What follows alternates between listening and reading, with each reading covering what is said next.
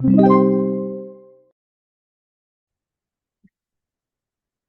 magandang araw sa lahat. Welcome to episode number 27 of our Principles of Structural Analysis and Design for Civil Engineering Licensure Examination. So this is again video number 27. We already have created 27 videos at this point. So please check out if you haven't yet yung ibang mga content ng playlist na ito, no? So anyway, for this problem, this is a problem coming from 2019 board exam. So given S is equal to 4.3 and theta is equal to 45 degrees, for the first question, which of the following gives the maximum ordinate for the influence line for the force in member JK? So sa problem na to, ang i-analyze natin is itong JK, na yung member na yan. Okay? Tapos, walang binigay na diagram, so tayo yung gagawa ng sarili natin na influence diagram. No? Para masagot natin yung number 1, and I believe gagamitin natin yun sa mga susunod pa na question. No? So what's the idea? In order for us to create the influence diagram for the member JK, magpapadaan lang tayo dito ng 1 kilonewton load. No? So obviously, kailangan nasa bottom chord natin siya papadaanin. Simply because we are assuming that this is a truss of a bridge, no? So dito naman kasi dadaan yung mga sakyan, no? So maglalagay tayo ng 1 kilonewton dito, tapos dito, and so on. So doon sa mga joints sa bottom chord. Okay? So and then para mabilis nating ma-solve yung JK, we will apply method of sections, no? So pag-isipan na natin kung paano natin to isa-section. I believe this is the one of the ways that we can do this, no? So cut na lang natin ito. Ayan, in this manner, no? Tapos isolate natin yung left portion. Ayan. Okay? So pag kinat natin yan,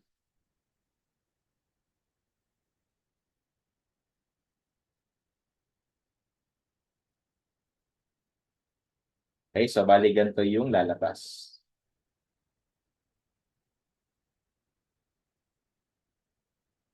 Ito na lang natin ilagay. Ayan. Tapos, andito yung force sa member JK. Okay? At kung sanay na tayo na mag-solve ng truss gamit ang method of section, alam natin na yung force dito at saka dito ay mag-intersect at point C. So, para ma-solve ka agad ito, mag-moment lang tayo sa point C. No? And then, lagyan natin ng sukat. Ito daw ay S, 4.3, 4.3, and so on. And then, this is 45 degrees. So meaning, kapag nag-drawing tayo ng vertical line dito, tapos horizontal line dito, yung triangle na yan will just be an isosceles right triangle. So therefore, yung sukat dito will just be 4.3 as well. Ayan. Okay? So let's start with the moving load position in this point, no, sa joint A. Pero ay mas maganda siguro dito, i-model na natin yung magiging reaction natin. So, meron ditong reaction sa A. Okay, and wala namang mapuproduce yun na horizontal reaction dahil vertical lang naman yung i-analyze natin na loads dito. So, para makuha natin yung RA, hindi ba, gamit ang original structure, mag-moment lang tayo sa E. Ayan, assuming counterclockwise passively. So, assuming the entire structure, no?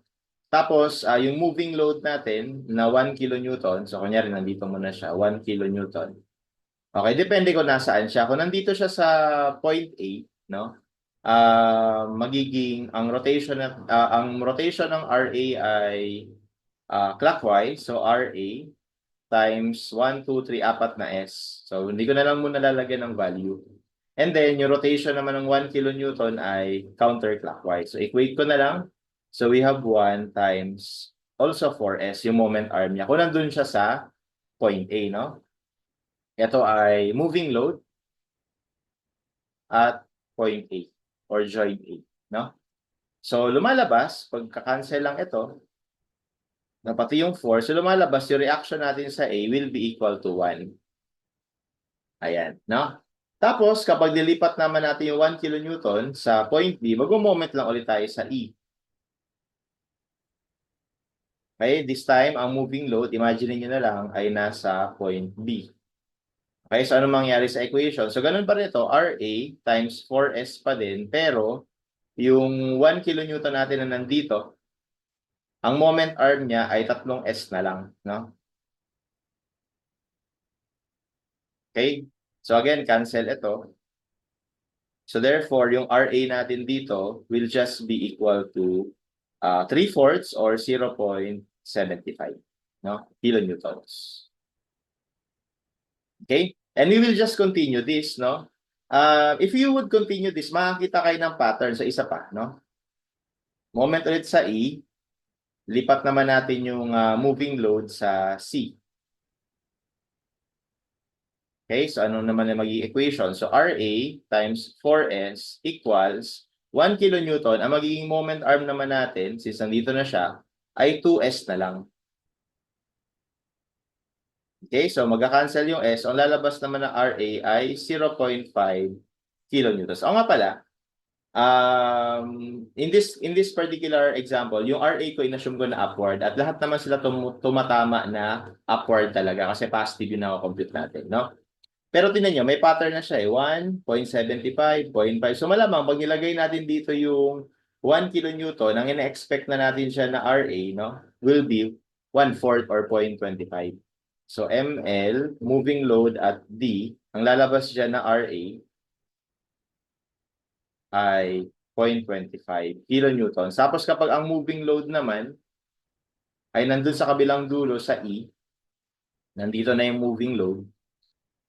So, wala nang reaction sa A kasi kakargahin na lahat nito yung reaction eh, di ba? So, therefore, yung reaction natin sa A will just be 0. So, yun yung mga reactions natin. So, importante kasi yun kasi dito, lalagyan natin to ng reaction sa A. Di ba? Kasama kasi siya dito, no? Okay? So, ngayon, sa para makuha natin yung influence diagram ni force at JK, so ganun ulit, papadaanin natin itong 1 kilonewton sa kada point A, B, C, D, and E. Inuna ko lang na sinolve muna yung reaction, no? So sa unang part, so ayan. Ilalagay natin siya dito. Okay, so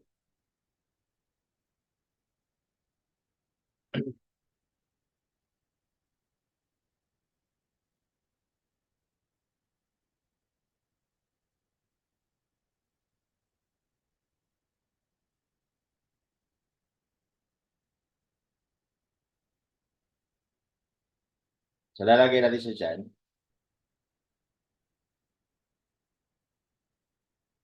Kasi hindi ko na ma-call out mamaya. But anyway, ayan. So lalagay natin siya dito, no?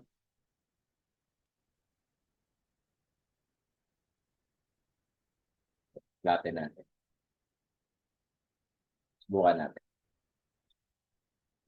Yun. So, ayan. Okay, sige. So, lagay natin siya dito muna sa ngayon. No? Kapag nandyan yung 1 kilonewton, ito yung reaction natin sa A. Di ba? Tapos mag-moment tayo sa C para makuha natin to. And then, o nga pala, yung sukat na to ay kahit lagyan na natin 4.3. Tapos ito hanggang dito. 4.3 din. Tapos, alam na natin na ito ay 4.3. Okay? So, mag-moment tayo sa C. Considering itong section na to, assuming counterclockwise positive. So yung RA, ang ikot niya ay, i-total ko na to, this is 8.6. No? So 8.6. Ang rotation niya ay clockwise. No? Tapos yung 1 kilonewton, 8.6 din ang moment arm. Ang rotation niya naman counterclockwise. Tapos yung PJK, ang rotation niya ay clockwise, so negative. Ang moment arm niya, 4.3. Okay, and from here, magka-cancel ito. So, lalabas dito na value ng stress sa JK will be 0. So, yun nga yung ordinate niya kapag yung 1 kilonewton natin is nasa 0.8. No? Next, lipat naman natin ngayon si 1 kilonewton sa point B. Nandito na siya.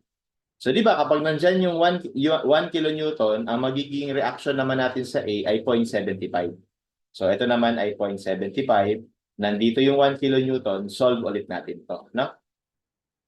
So ano to ha? Moving load is at A. Next. So magmo-moment ulit ako sa C, no? Equal 0, assuming counterclockwise positive. Pero this time, yung moving load ko is nasa B. Okay? So therefore, we have negative RA times 8.6 plus yung 1 kilonewton, ang moment arm mo na lang is 4.3. Ito na lang. Diba? Ito na lang. Okay?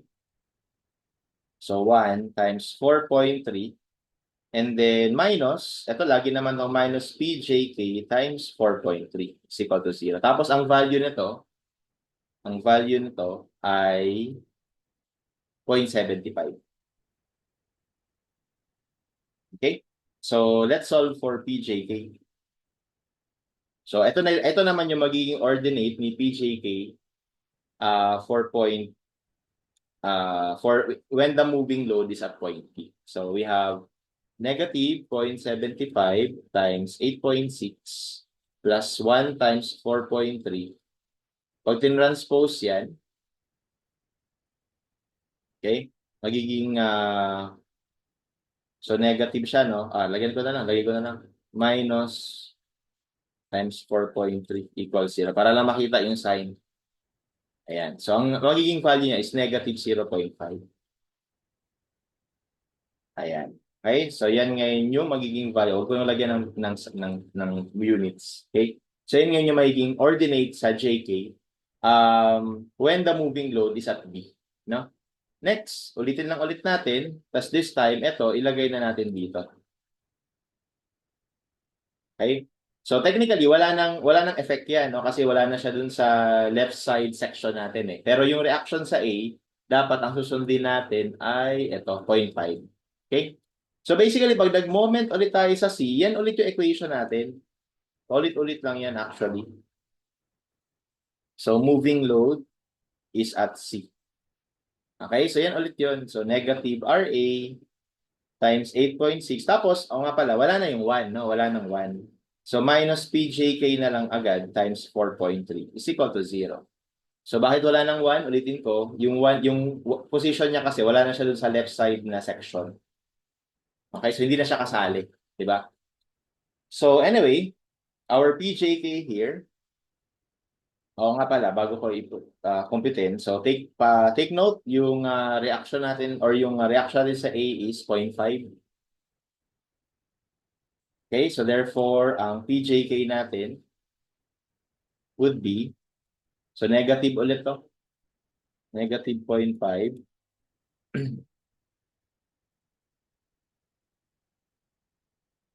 Wala na. Negative 0.5 times 8.6 minus PJK times 4.3. So lalabas dito ay negative 1. Ayan. Okay? So yun naman yung ordinate ng reaction sa JK kapag yung moving load ay nasa point C. Okay? And itutuloy lang natin to. This time, lilipat na natin yung 1 kilonewton naman dun sa point. Kunyari, nandito yung D. So dyan naman natin lalagay yung 1 kilonewton. No? Again, hindi na siya kasama nung section natin sa left side. Ang magiging effect niya na lang is yung reaction na ibibigay dito is 0.25. Okay? So taking summation of moment at C equal to 0, assuming counterclockwise positive, considering the moving load is at point D. Okay, so pag nag-moment ulit tayo, RA times 8.6 negative, tapos walang 1 kilonewton, tapos PJK na lang agad ulit. 4.3 is equal to 0. So this time, when the moving load is at D, yung reaction sa A ay 0.25. Okay, and from here, we can solve for the ordinate of for JK when the moving load is at point P. So ito pa rin yun. Gagawin ko lang itong 0.25. Okay, so lalabas na naman dito, negative 0.5. Okay, and lastly, isa na lang, kapag yung 1 kilonewton ay nandito na. nandito na sa dulo. No? Kanina ko ba, kinompute natin, nandito siya, ang reaction sa JK ay 0. Nung nandito siya, ang reaction yung ordinate sa JK ay 0.5, negative 0.5. Nung nandito siya, ang reaction or ang force sa JK ay negative 1. Nung nandito siya, negative 0.5. So finally, nandito, in-expect ko dito, no, 0 siya, na magiging 0. Kasi kakainin lahat nitong, netong support na to yung reaction. No? Kagaya na nangyari dito. Okay? So, anyway, kapag ginawa natin yon, summation ng moment at C is equal to 0, assuming counterclockwise positive, and the moving load is at point E. Okay? So, ito pa rin yung equation, negative RA 8.6 minus PJK times 4.3 is equal to 0. Pero, yung reaction natin sa A ay 0 nung ang moving load ay nasa E. Ito yun, no? Okay? At dahil doon, yun nga, yung ina-expect ko, yung PJK will be 0. So ito na ngayon yung mga ordinates nung member JK at every point or na kung saan located yung moving load.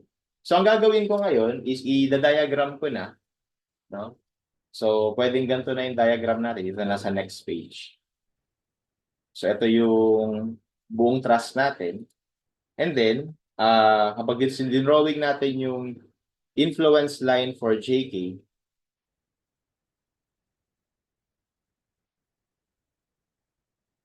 so this is influence line.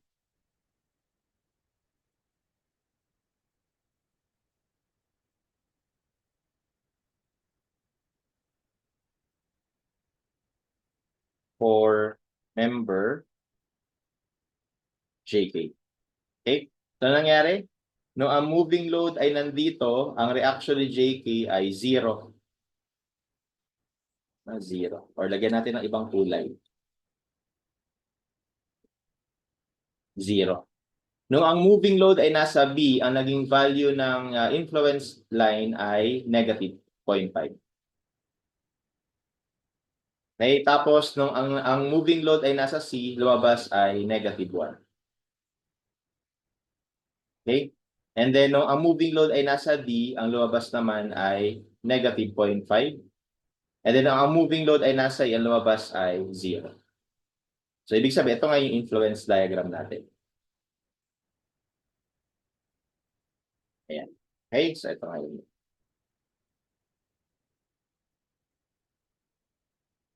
Okay? So, masasagot na natin yung unang tanong. For number 1, no, yung maximum ordinate will be equal to negative 1.0 or 1.0 under compression. Ayan. Okay? So, di ba, dito ang negative is compression, no? Calculate the maximum force in member JK due to moving highway truck load as follows. So, 19.6 kilonewton, tapos 78.4 kilonewton, tapos yung distance daw nila ay 4.3. Okay, so nga pala, no? Lagyan natin ng sukat to. 4.3, 4.3. Okay, tapos, ito kunwari yung wheel loads.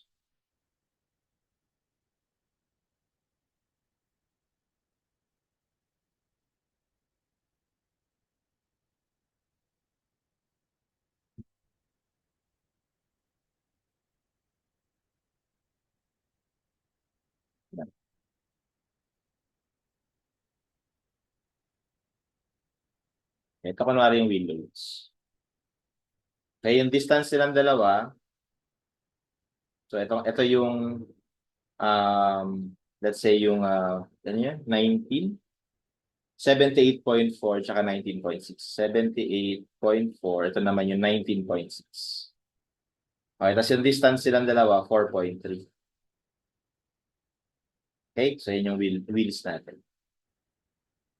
Okay, so ang tanong, saan natin ipo-position yan? So ang idea, kailangan i-position mo yung largest wheel load dun sa largest ordinate. So ibig sabihin, ang tamang position niya is ganito. Ay ganyan, no? So that's where we will put our flatten muna natin to. So this is where we will put the wheel loads. Ayan, ganyan.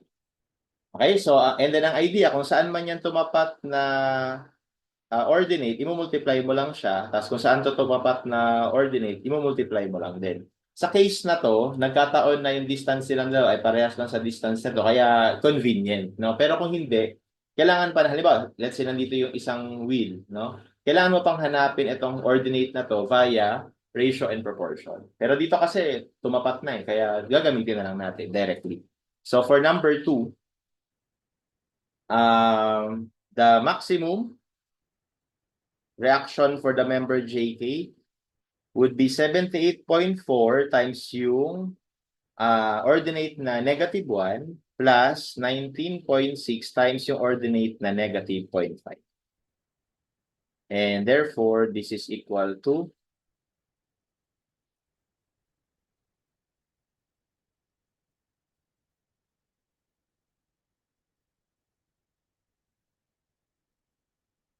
a -88.2 kilonewtons. Okay, or that is 88.2 kilonewtons under compression.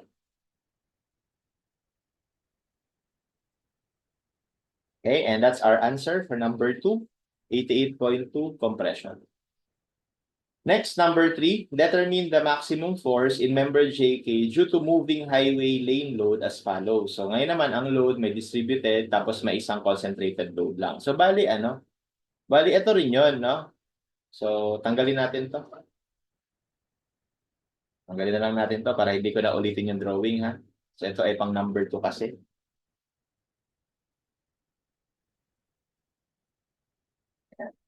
Okay, so pang number 3, ang mga loads naman,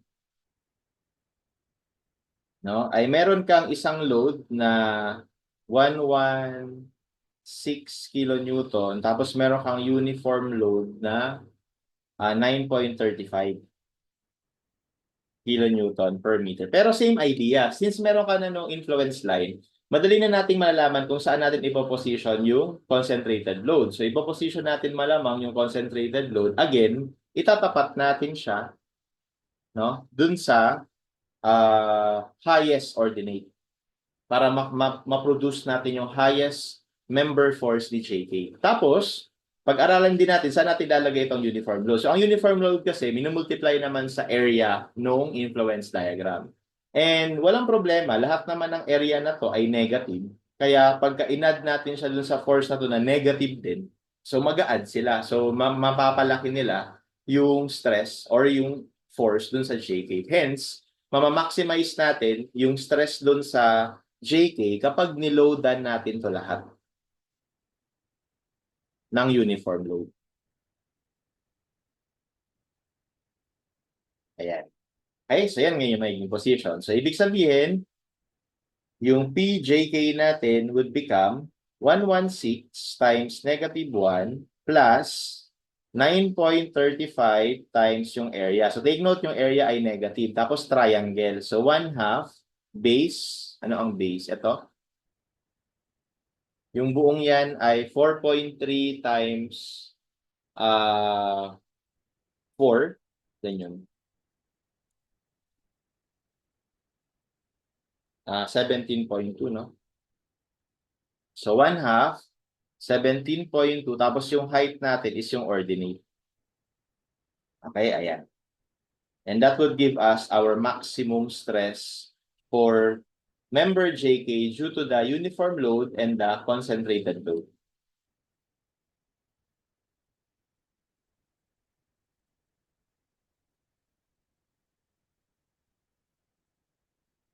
Okay, and that gives us -196.41 kilonewtons, or that is 196.41 kilonewtons under compression.